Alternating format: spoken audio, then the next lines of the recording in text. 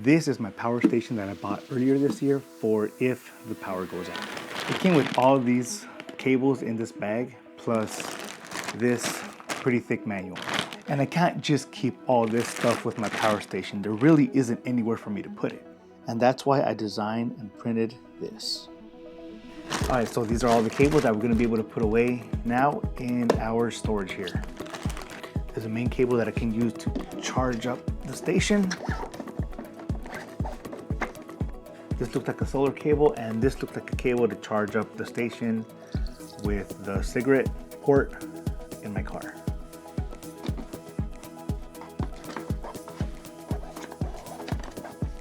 And here we have another cable for solar panels and one for using the station in series.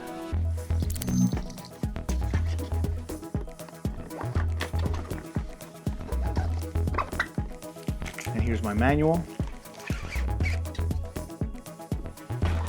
Check this out. All the cables are neatly put away now. My manual is right here, easy to reach. And here are all the cables. So let me show you how I designed this manual and cable storage solution. I started with the front facing sketch. I used a 2-point rectangle that measured 50 millimeters wide and 160 millimeters tall. I extruded this rectangle out 160 millimeters. From the front face, I used the box feature to extrude out in all directions 5 millimeters.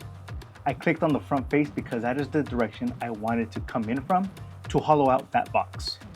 I then used the inside deepest face to sketch 3 squares of 50 millimeters by 50 millimeters with 2 walls that were 5 millimeters thick each. These walls were going to separate all 3 squares. I selected the 2 thin rectangles to extrude them out to make them dividing walls. At this point, I decided that I wanted these holes to go all the way through, so I selected all 3 bottom faces of the 3 holes and I extruded them all the way through. It was also at this point that I decided that I wanted the storage container to cover most of the cables, so I extended it out 300 millimeters. Here I selected the wall that was furthest away from my power station and extruded it out 13 millimeters. 10 millimeters for the hole for the manual to fit in, and 3 millimeters for the wall outside of that. So to get an accurate measurement, I had to first make a 3 millimeter wide rectangle as a guide, and then make my 10 millimeter by 160 millimeter sketch. I then used that rectangle to cut extrude all the way through the box. I then selected these 2 edges to round out these corners. I spent a good while pulling and pushing this fillet to find a curve that I liked.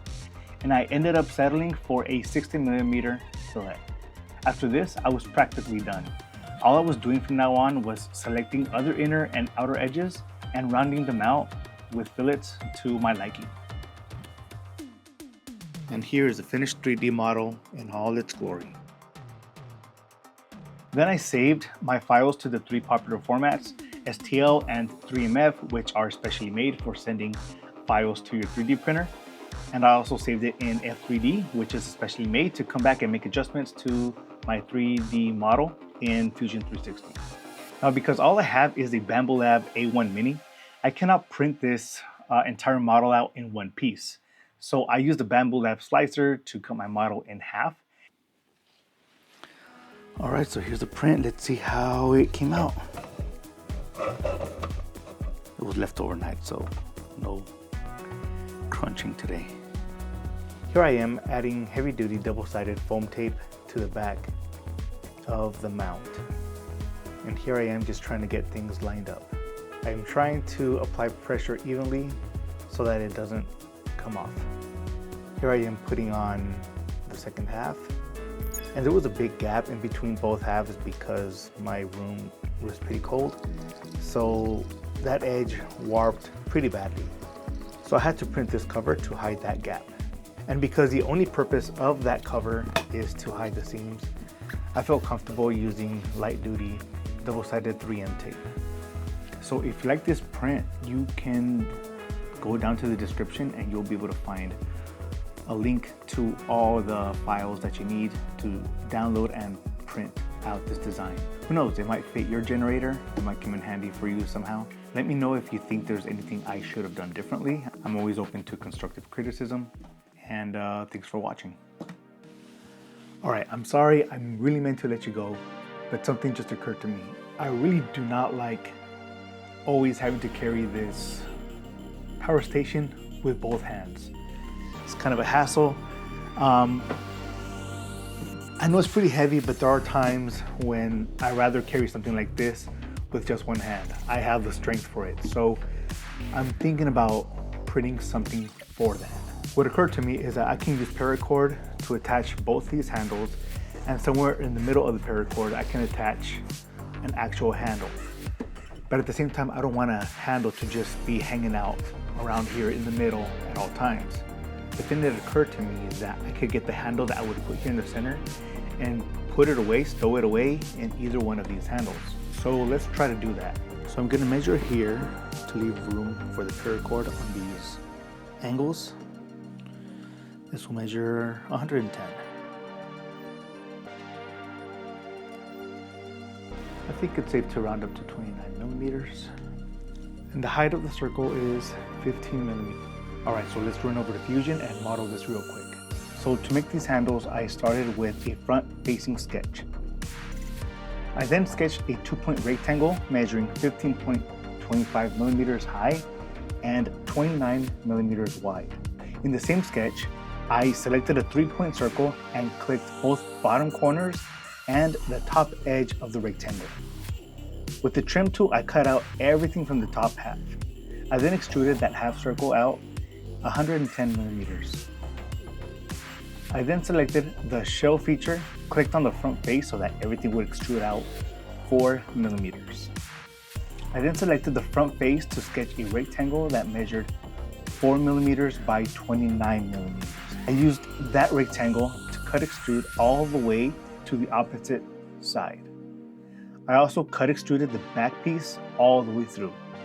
Next, I opened up another sketch and made 2 identical half circles, the first one starting from the origin point all the way to the top. The second circle was placed on the opposite end. These half circles are basically going to be what locks the handles in. I then joint extruded these half circles all the way to the opposite end. I then gave fillets to all my sharp edges, but the most important one for me were these ones, the ones where the paracord was going to rub against the edges. Those I definitely had to round out so that they wouldn't weaken the paracord.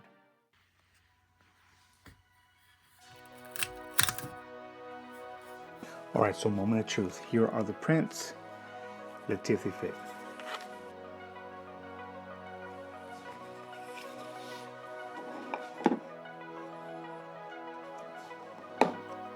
Oh yeah. Yep. Now to carry them, same old handles, but here's where they're gonna shine. First I'm gonna put on the paracord.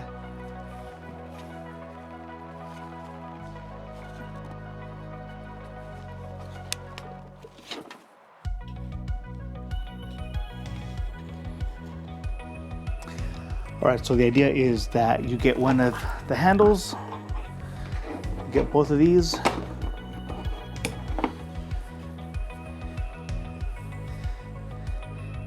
and now you have an easy way to carry it.